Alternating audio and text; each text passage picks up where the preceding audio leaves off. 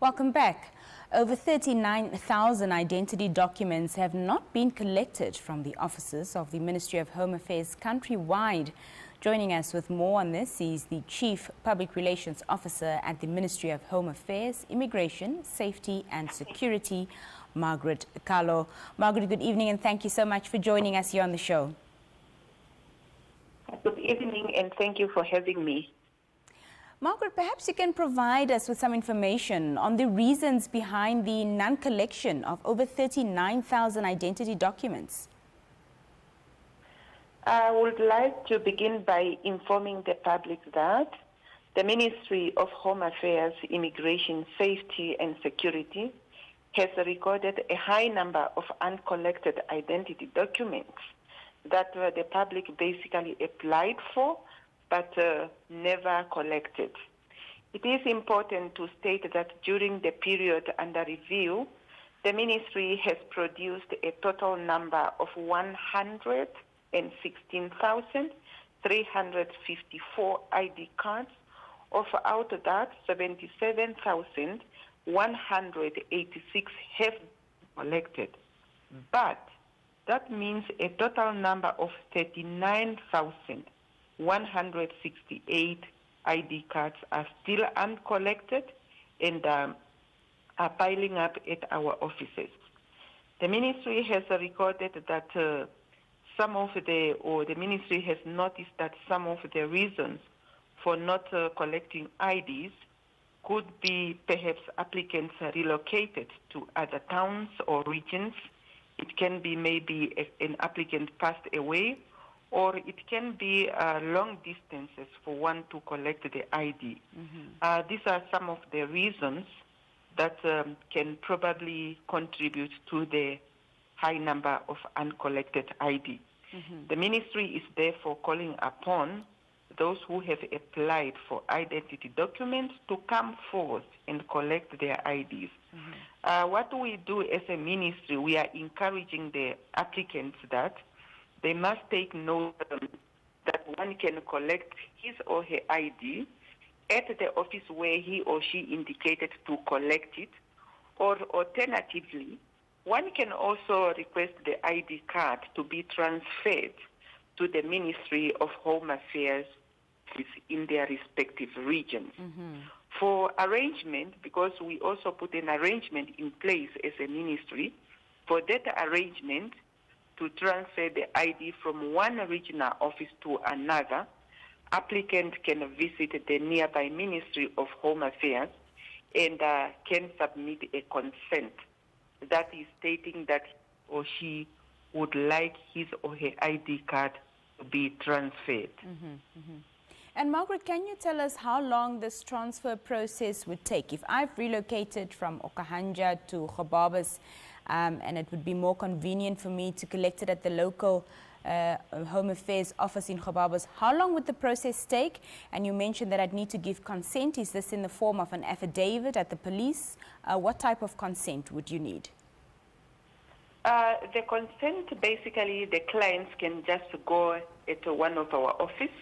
We do have already some kind of forms whereby the applicant can just state that I would like my ID to be transferred, for example, from Windhoek to Otapi. That process is very, very fast because we have an agreement with Nampos Korea whereby we are just filling a form and indicating that this person has indicated his or her card to be transferred to such office. It doesn't take long. If I can predict or can state, it can be 2 to 3 days. Then the applicant can just receive the ID cards instead of letting them piling up at our offices.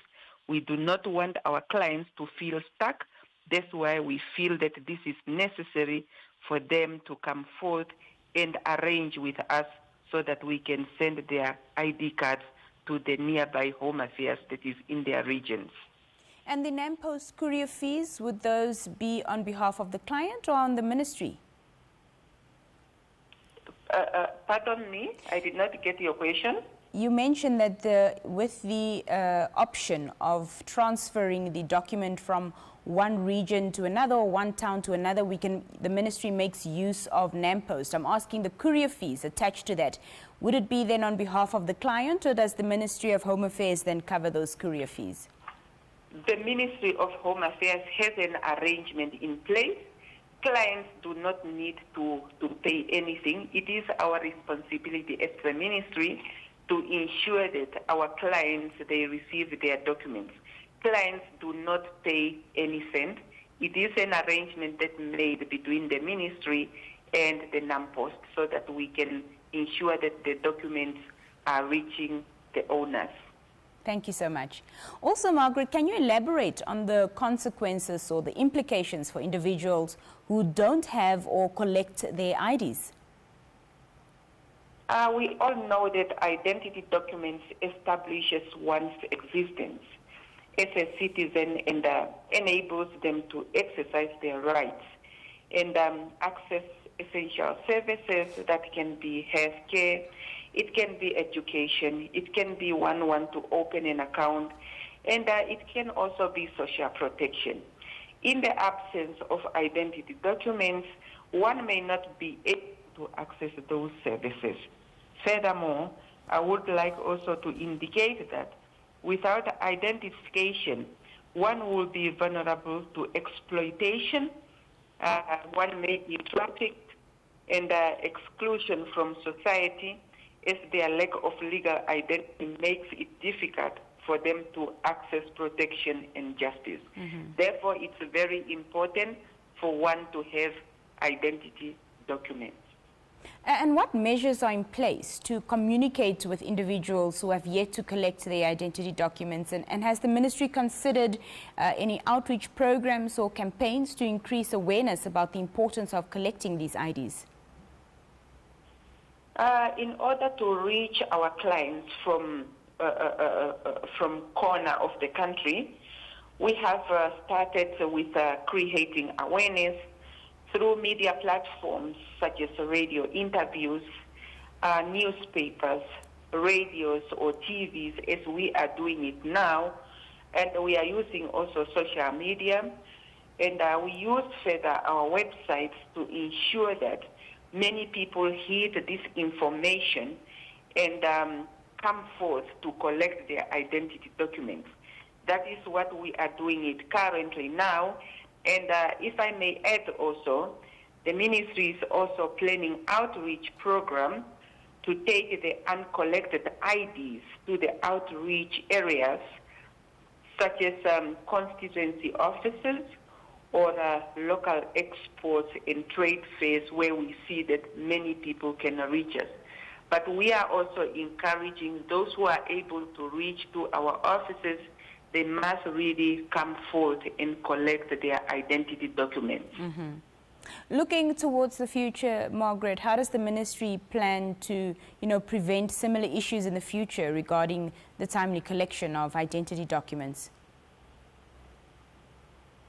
In order to improve service delivery and to ensure that clients collected their identity cards timely, the ministry has implemented the SMS notification service for ID application services. Applicants for IDs will henceforth receive an SMS on their mobile phone when their application has been approved, printed, and when the ID is already or is about to be collected. So what the clients look forward is they will receive a push notification SMS coming from 10001 number that will read, your ID card is ready for collection, and the SMS will state the name of the office where he or she needs to collect the ID. So the ministry, we are really urging our clients to ensure that at all times when they are applying, they must indicate the correct and functioning cell phone numbers for them to be able to receive the notification. At all times, clients they must, when they are filling their application forms to apply for their IDs, please, they must indicate their functioning cell phone numbers so that they can receive their notification. Madam Margaret Carlo, thank you so much for joining us this evening here on the Daily Roundup. Thank you for your time. Thank you for having me. That was the Chief Public Relations Officer at the Ministry of Home Affairs, Margaret Carlo, speaking to us about the non-collection of over 39,000 identity documents. We'll be right back after the short break.